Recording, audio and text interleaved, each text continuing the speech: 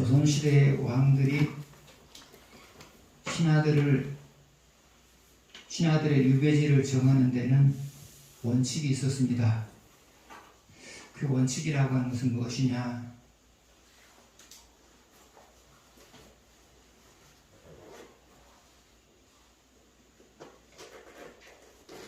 금방 데려올 사람은 유배지를 가까운 곳으로 정합니다. 그리고 그를 돌봐줄 수 있는 사람이 가까운 곳에 살고 있는 곳으로 보냅니다. 언제라도 부르겠다는 거죠. 언제나 부르겠다는 거죠. 그러나 데려올 사람이 아니라고 생각이 되면 오지로 보내는 겁니다. 그래서 보편적으로 조선시대 왕들을 보게 되면 신하들의 귀향지를 정할 때 그 사람이 데려올 사람이냐 아니면 그냥 그렇게 해서 끝낼 사람이냐, 이것을 이런 원칙을 두고 유배지를 정했다 그 말이에요. 한마디로 말하면 사람에 따라서 유배지가 달라졌다는 말이죠. 그런데 하나님은 사람에 따라서 징계의 수위를 정합니다.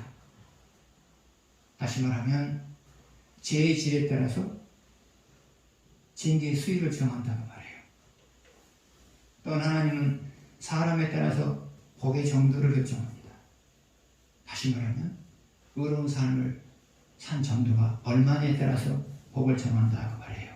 그래서 하나님은 사람에 따라서 징계의 수위를 정하고 사람에 따라서 복의 정도를 결정한다고 말해요. 그래서 신앙인들은 어찌하든지 계속적으로 받은 말씀으로 살아가려고 노력을 해야 합니다.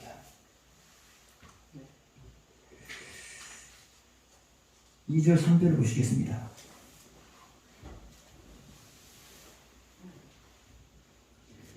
여호와께서 이와 같이 말씀하시니라. 너는 여호와의 성전 뜰에 서서 모두가 모든 성읍에서 여호와의 성전에 와서 예배하는 자에게 내가 내게 명령하여 이르게 한 모든 말을 말하되 한마디도 감하지 말라. 그들이 듣고 혹시 각각 한 일에서 전하오리라. 그리하면 내가 그들의 악행으로 말미암아 그들에게 재앙을 내리려 한 뜻을 돌이키리라. 아멘.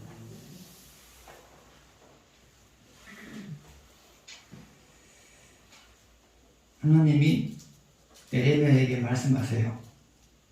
내가 지금부터 너를 통하여서 유다인들에게 말을 하려고 하는데 내가 한 말을 하나도 빼놓지 말고 말해라 그랬어요. 하나도 빼놓지 말고 전해라 그 말이에요. 오늘날로 말하면 받은 말씀을 전하되 가감하지 말고 액면 그대로 전하라 그 말이에요. 한마디로 말해서 액면 그대로 전해라 그 말이에요. 그러면 하나님이 에레미야에게 가감하지 말고 액면 그대로 말씀을 전해라고 한 이유가 뭘까요? 그것은 액면 그대로 말씀을 전했을 때 유다가 돌아설 가능성이 있다는 거예요. 그러면 액면 그대로 전해야 될 그 말씀은 뭐냐? 유다가 하나님께로 돌아오지 않으면 멸망한다는 거죠. 유다가 하나님께로 돌아오지 않으면 멸망한다는 거죠.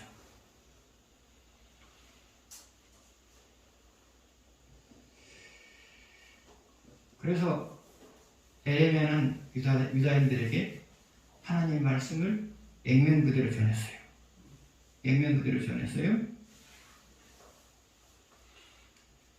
그런데 액면 그대로 전했어요. 변화를 기대하고 액면 그대로 전했단 말이죠.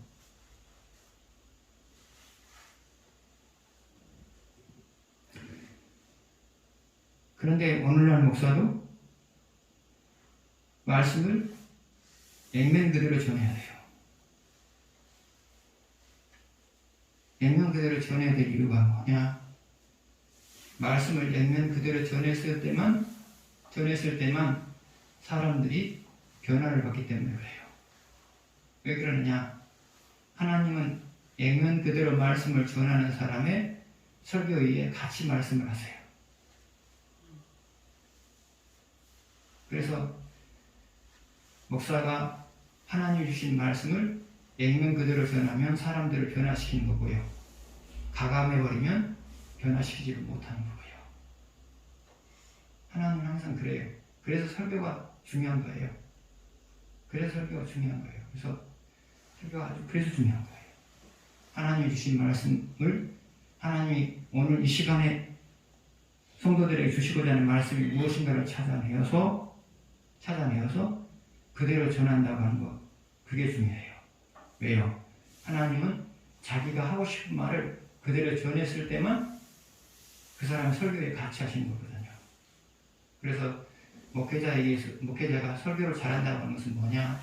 다른 거 없어요. 그냥 하나님이 주시면 주신 대로 그대로 전하는 거예요. 이게 잘하는 거예요. 그랬을 때 듣는 사람들이 변화가 되는 거거든요. 그러면 하나님 주신 말씀을 액면 그대로 전한다고 하는 것은 무엇을 가리키느냐? 첫 번째로 죄에 대해서 액면 그대로 말하는 거예요. 그러면 죄에 대해서 액면 그대로 말한다고 하는 것은 뭐냐? 죄를 지으면 고난이 와요. 그리고 회개하면 고난을 극복하게 돼요. 죄에 대해서 핵심적인 내용은 다 그거예요. 죄를 지으면 고난이 와요. 그리고 고난이 왔을 때 회개하면 고난이 사라져요. 이게 죄에 관련해서 액면 그대로 말하는 거예요. 두 번째로 의에 대해서 액면 그대로 말하는 거예요. 의에 대해서 액면 그대로 말한다고 하는 것은 무엇을 의미하느냐? 의를 반복적으로 행하게 되면 고난이 오질 않아요. 첫 번째로 의를 반복적으로 행하게 되면 고난이 오질 않아요. 고난이 발생하지 않아요. 두 번째로는 의를 반복적으로 행하게 되면 풍성한 복을 받아요.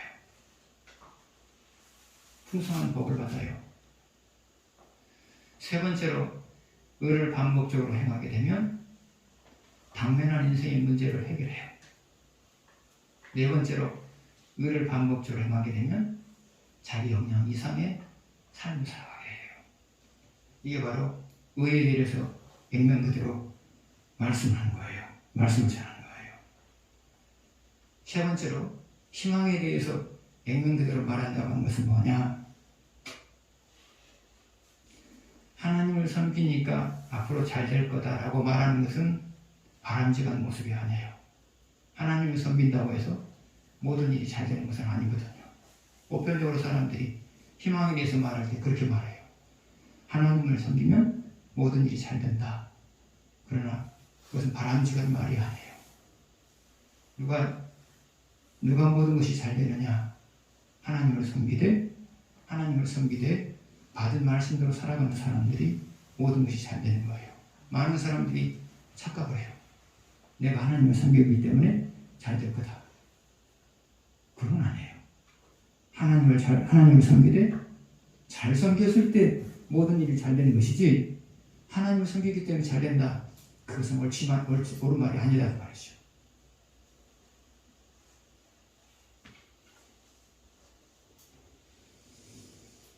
그래서 아무튼 선지자나 목사나 말씀을 전할 때 항상 액면 그대로 전해야 돼요.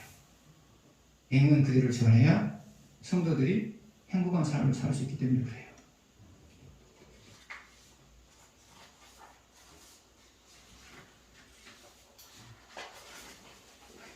팔 절에서 9절 보시겠습니다.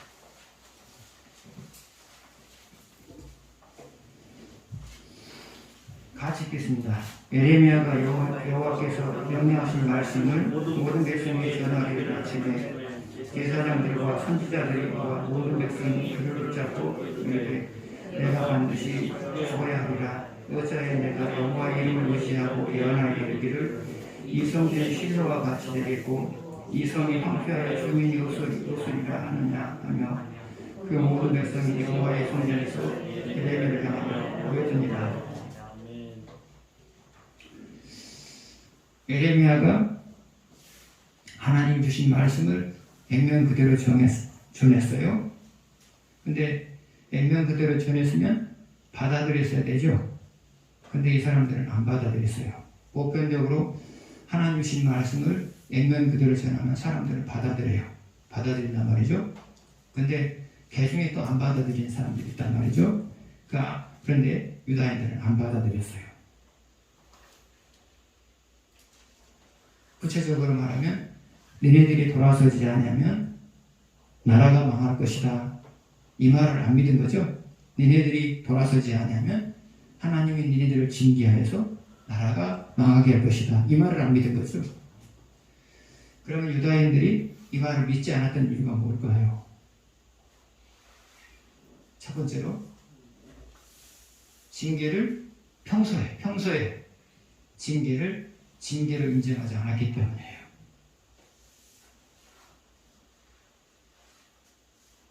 하나님은 사람이 받은 말씀을 외면하면 반드시 징계를 해요.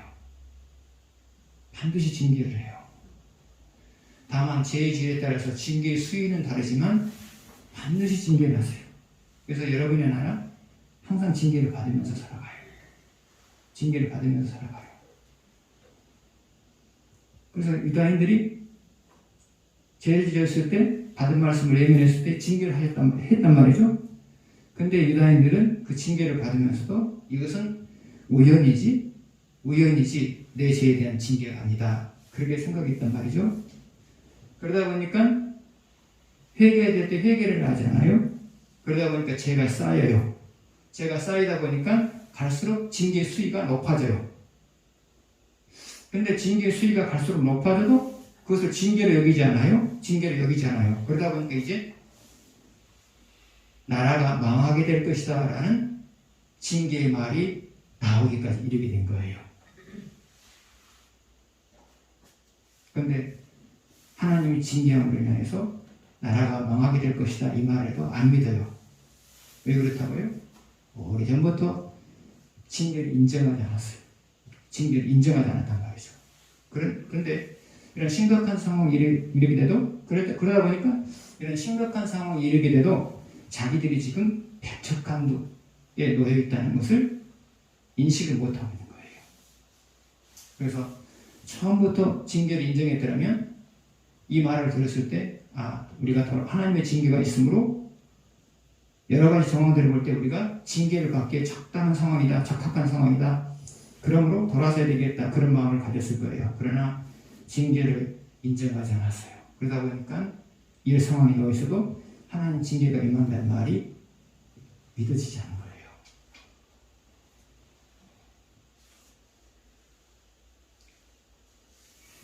여러분이 심각한 징계를 받지 않으려면 가벼운 징계를 받았을 때 항상 돌아서야 돼요.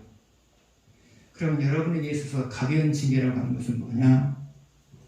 그것은 소유를 잃지 않는 선에서 내려지는 징계예요. 가벼운 징계라고 하는 것은 뭐냐? 소유를 잃지 않는 범위 내에서 내려지는 징계를 말해요. 그러면 여러분에게 있어서 소유를 잃지 않는 범위 내에서 내려지는 가벼운 징계라고 하는 것은 뭐냐? 첫 번째로는 마음이 불편해요. 마음이 불편해요. 마음이 불편하면 돌아서야 돼요, 여러분. 마음이 불편해요. 마음이 불편하면 돌아서야 돼요. 죄가 있기 때문에 하나님께서 지금 평안함을 뺏어갔거든요. 불편해요. 두 번째로 대표 기도를 해도 나도 은혜가 안 되고 듣는 사람 은혜가 안 돼요. 죄가 있으면 하나님 안 돕거든요. 대표 기도를 해도 나도 은혜가 안 되고 듣는 사람도 은혜가 안 돼요. 죄가 있으면요. 세 번째로 가벼운 징계라고 하면서 뭐냐? 찬양을 불러도 은혜가 안 돼요. 그래서 여러분이 찬양을 불러도 은혜가 안 된다. 그러면 지금 여러분이 회개해야 될 죄가 있거든요. 네 번째로 개인적으로 말씀을 읽어도 깨달음이 없어요. 원래 말씀을 읽으면 깨달음이 있어야 되거든요. 근데 죄가 있으면 깨달음이 없어요. 그래서 성경을 읽다가 말씀을 깨달지 않는다. 그럼 얼른 죄를 찾아서 회개하셔야 돼요. 다섯 번째로 개인적인 일을 하는 데 있어서 하나님이 나를 돕고 있지 않구나라는 것을 깨닫게 하세요. 하나님이 나를 돕고 있지 않구나라는 것을 깨닫게 하세요. 보편적으로 결과가 좋지 않을 때 그러죠. 개인적인 일을 하는데 결과가 좋지 않아요. 그것은 왜 그러냐? 하나님이 돕고 있지 않기 때문에 그러거든요. 그래서 하나님이 나를 돕고 있지 않다고 생각할 때는 얼른 회개하셔야 돼요. 이것들이 또 있겠지만 보편적으로 가벼운 징계라고 하는 것들, 이런 것들이에요.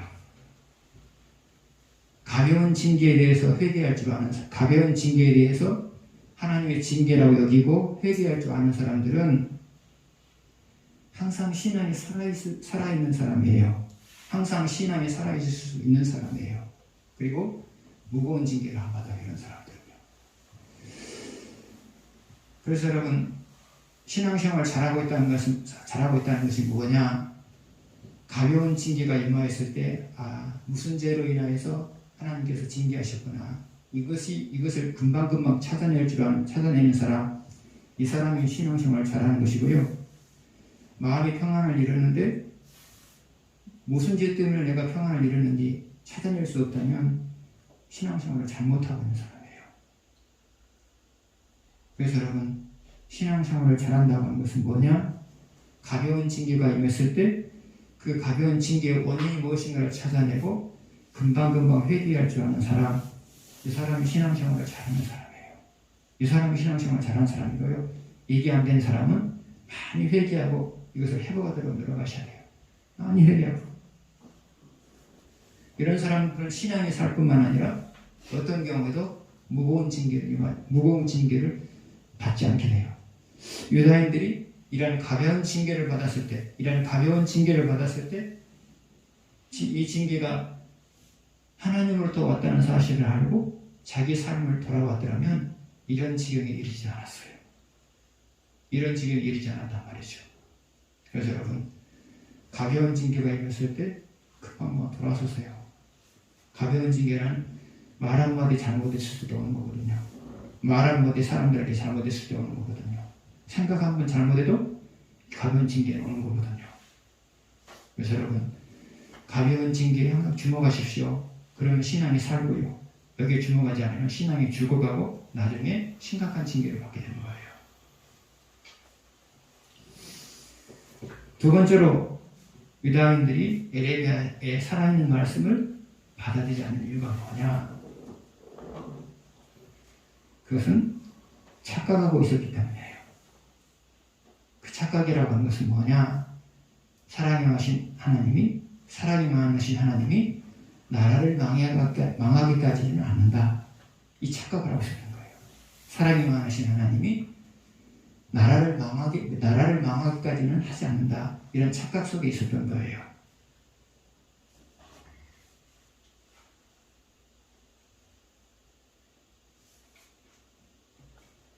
하나님은 유다가 그런대로 받은 말씀으로 살아가려고 노력할 때 그들에게 가나안 땅을 주셨거든요.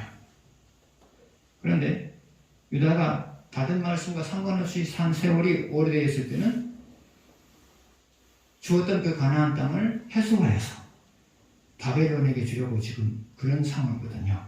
하나님은 그러신 분이에요. 줬더라도 받은 말씀과 상관이 없이 살아가게 되면 언제든지 그것을 해소하여서 다른 사람에게 주는 분이 바로 하나님이에요. 여러분 역시도 마찬가지예요. 많은 그리스도인들이 착각을 하고 있어요. 하나님은 사랑이 많으신 분이기 때문에 나에게 심각한 징계를 하실 분이 아니다. 이렇게 착각을 해요. 그러나 하나님은 그러신 분이 아니에요. 얼마든지 여러분과 저에게도 심각한 징계를 할 수 있어요. 최악의 순간에는 여러분과 저의 생명을 해소할 수도 있어요. 하나님 그런 분이지 사랑이 많으시기 때문에 심각한 징계를 안 하십니다. 그건 착각이에요. 착각이란 말이죠. 그래서 여러분, 징계가 있으면 징계를, 내가 죄를 지으면 얼마든지 하나님으로부터 복을 받았지만 그 복을 하나님께서 해소해 갈 수 있다. 그런 생각을 하고 사셔야 돼요.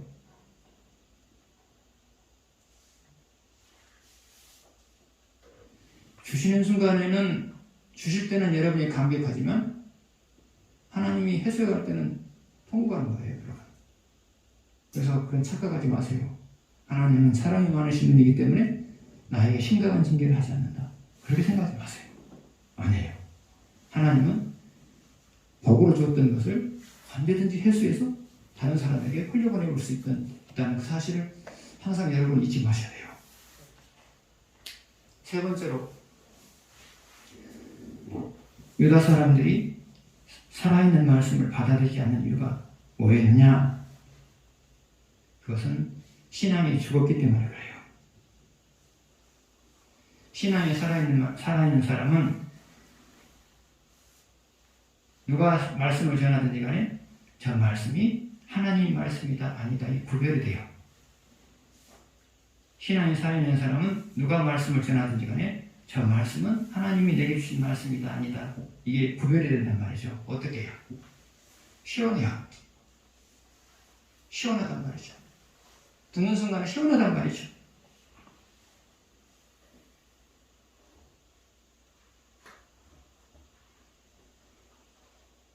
책망의 말을 해도, 회개를 촉구하는 말을 해도 시원해요. 시원해요. 신앙이 살아있으면 그래요. 회개를 촉구하는 설교를 들어도 마음이 시원해요.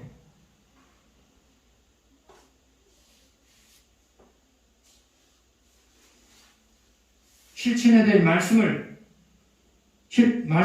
실천해야 될 말씀을 주어도 시원해요. 부담스러운 것이 아니라 시원하단 말이죠. 희망적인 설교를 들어도 희망이 생겨요. 그래서 신앙에 살아있는 사람은 지금 하나님의 말씀이 전해지고 있는지 아닌지 구별이 되었어요. 그러나 신앙이 죽어있는 사람은 구별이 안 돼요. 그래서 유다인들이 에레미야가 생명의 말씀을 전하고 있음에도 불구하고 받아들이지 않았던 것은 신앙이 죽어있기 때문에 그게 생명의 말씀이 아닌지 분간이 안 된단 말이죠.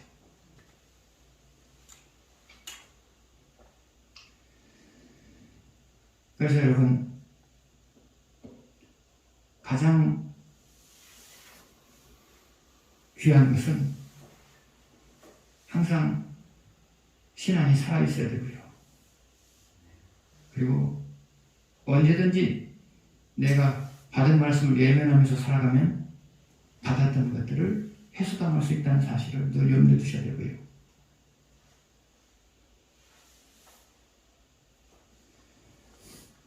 항상 나도 항상 가벼운 징계를 당했을 때 돌아서는 것, 이런 것들이 바로 신앙생활을 사는 데 있어서 귀한 것들이다. 그 말입니다.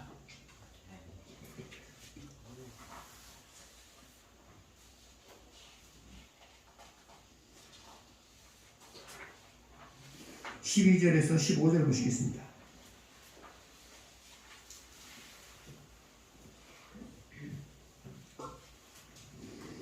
에레미야가 모든 고관과 백성에게 말하여 이르되 여호와께서 나를 보내사 너희가 들은 바 모든 말로 이 성전과 이 성을 향하여 예언하게 하셨느니라. 그러면 너희는 너희와 행위를 고치고 너희 하나님 여호와의 목소리를 들어보라. 그리하면 여호와께서 너희에게 선하신 재앙에 대하여 뜻을 돌이키시느니라. 오라 나는 너희 손에 있으니 너희 의견에 좋은 대로 옳은 대로 하려니와 너희는 분명히 알아라. 너희가 나를 죽이면 반드시 무지한 피를 너희 몸과 이 성과 이 성 주민에게 돌리는 것이니라. 이는 여호와께서 진실로 나를 보내사 이 모든 말을 너희에게 말하게 하셨습니다. 사람들이 에레미야를 죽이려고 해요. 그러나 에레미야는 조금도 위축되지 아니하고 자기가 하나님이 자기에게 주신 말씀을 유다에게 다시 전해요. 그 이유가 뭐냐? 하나님이 말씀을 주시는 것은 전하라고 주신 것이 아니라 설득하라고 주신 것이기 때문에 그래요. 예레미야는 하나님 내가 전했으니까 이제 됐죠. 그러면 되잖아요. 그런 하나님께서는 전하게 하기 위해서 주신 것이 아니라 설득하게 만들기 위해서 주신 것이기 때문에 예레미야는 살기 등등한 그런 상황에서도 말씀을 전했다고 말해요. 오늘 목회자도 마찬가지예요. 그 말씀을 전하면 성도들이 부담을 느낀다는 것을 알아요. 그러나 그럼에도 불구하고 또 그 말씀을 전하는 이유가 뭐냐? 설교라고 하는 것은 전하는 데 목적이 있는 것이 아니라 사람을 설득해서 그렇게 살게 하는 데 목적이 있기 때문에 그래요.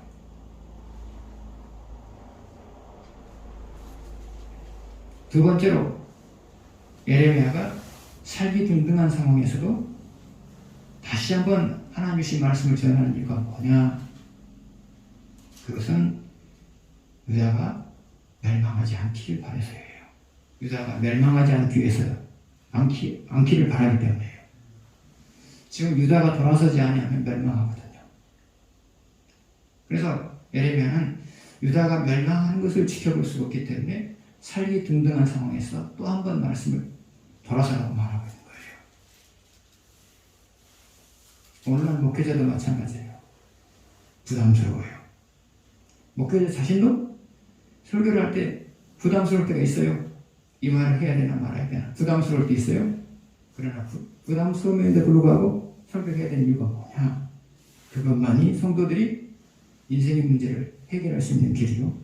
그렇게 사는 것만이 성도들이 인생을 잘 살아갈 수 있는 길이기 때문에 액면 그대로 말씀을 전하는 거예요. 그래서 여러분 말씀을 액면 그대로 전하는 목회자가 성도들을 행복하게 살게 만들어요. 가감해버리면 가감해서 말씀을 전하면 그렇게 살아가는 사람들은 부스러기 은혜를 받는 것이고요. 액면 그대로 전하는 말씀을 받아서 살아가는 사람들은 감격스러운 은혜를 받으면서 살아가는 거예요. 그래서 좋은 목회자는 성도들이 부담을 느낀다 할지라도 말씀을 액면 그대로 전하는 사람들이에요. 기도하겠습니다.